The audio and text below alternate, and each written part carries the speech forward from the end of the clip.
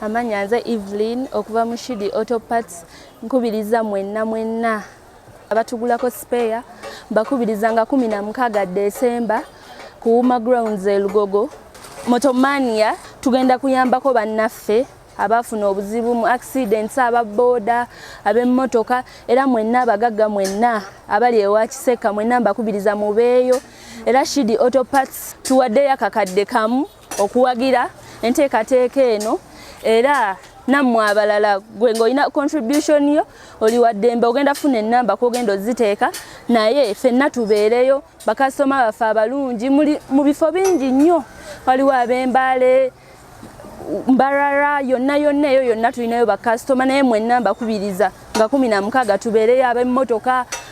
aba Benzi aba Mitsubishi aba Pajero mwenna mujje Lugoge genda lakinga amazzi mwenna mujje tubaaniriza bambi mujje tuyambeko bannaffe kubanga bangi eyo balina ebizibu era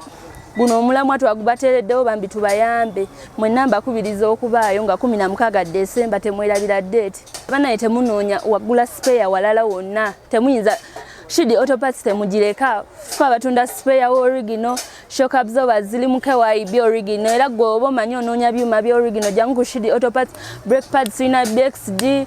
tulina bushes zili mu RBI byonna byonoonya wire plug tulina Korea tulina Baushan master cylinder okunyigamu kwa bwerere gweleta plate zo byonna tugenda bikolerako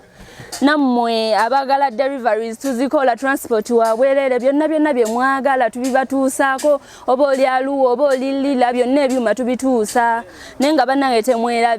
temwewolabira kujja wano tusangibwa Shidi Auto Parts tusangibwa wa Kiseka ku Rohana Arcade G12 G13 G14 era nga oba oyagala tusanga okuba ku namba zaffe zino wammanga 0752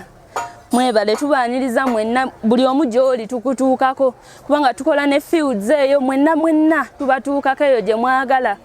Mbale Lila Jinja Masaka wonna gwe ng'oyagala spare tumukutuusaako mu bujjuvu neyanziza okumpuliriza.